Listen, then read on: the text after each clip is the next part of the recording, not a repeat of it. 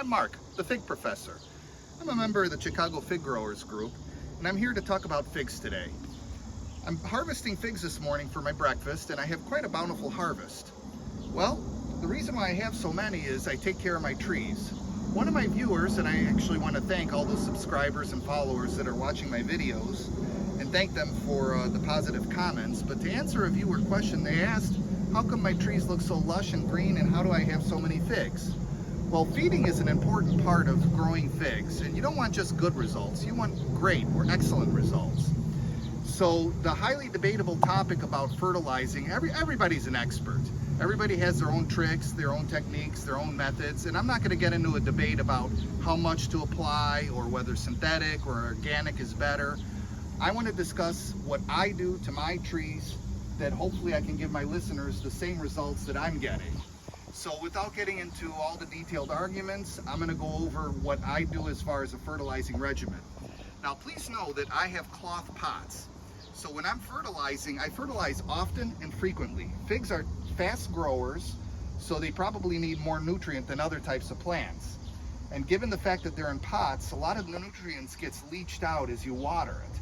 So it's important to replace those nutrients so that you get good growth and good production. So let me show you what I have as far as what I use and what's the end result for these figs. My figs are garage kept, so they stay inside in the cold garage during the winter. They're all dormant, and then when spring comes, they slowly wake up. Typically it's very early March to mid-March that the first buds will start breaking off of the trees, and then that's my cue to start feeding them. So what do? I have a box of powdered oyster shell, and the first thing I do is when they're breaking buds is I'll use 2 tablespoons of the oyster shell. It's crushed shells, and I apply it evenly, sprinkling it over the top base of the pot. So again, that's in March when their buds are first coming out. I add the oyster shell. Then usually about 3 to 4 weeks later, I'll add a tablespoon of Epsom salt to each pot. And once you use these 2 nutrients, you're done. So let's get them out of the way. I know that all these products, it looks kind of complicated, but it's really pretty easy. Once they start growing and as they need their watering, that's the time to start feeding them. So I use a combination of both organic and synthetic fertilizers. Some stick strictly to organic, some like strictly synthetic. I happen to use both. Why? Well, the organics give you micronutrients that sometimes the synthetic fertilizers can't supply. So by rotating and mixing up the fertilizers, I believe I get great results with what I'm doing. So what am I doing? I apply usually, and this is just the brand that I happen to use, a liquid fish fertilizer, and I apply that once a week with the watering. But I also do once a week additional fertilizing. So what I'm doing is I'm mixing them. So I apply also a balanced 10-10-10 granular. And what I'll do is I'll take a handful and I'll sprinkle approximately 1.5 to 2 tablespoons within each pot, while also watering with the Neptunes. The next week, I use a different organic. And again, you don't have to use all the products, but I use a tomato and a citrus-based organic granular fertilizer. I do the same thing. I top dress with just a small handful, sprinkling on the top.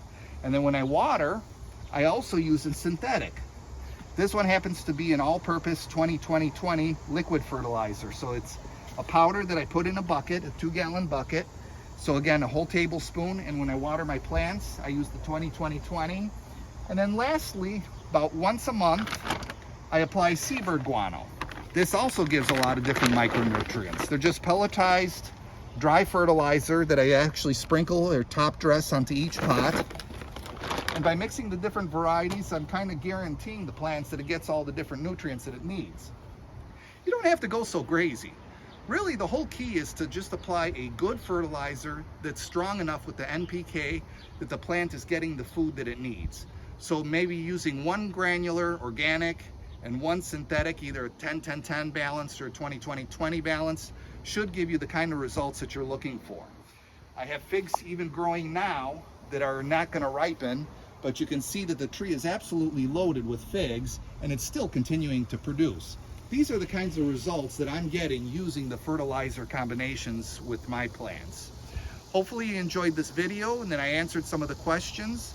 And before I conclude, I do want to say one last item, that fertilizing now so frequently and so often not only gives you good production for your current year's growth, you're actually feeding the tree for next year because it stores some of that energy. And by giving a good fertilization now, you'll also get great results later, meaning the next season following. So again, thank you for watching the video. I want to thank my viewers, and hopefully you enjoyed it. Have a good day.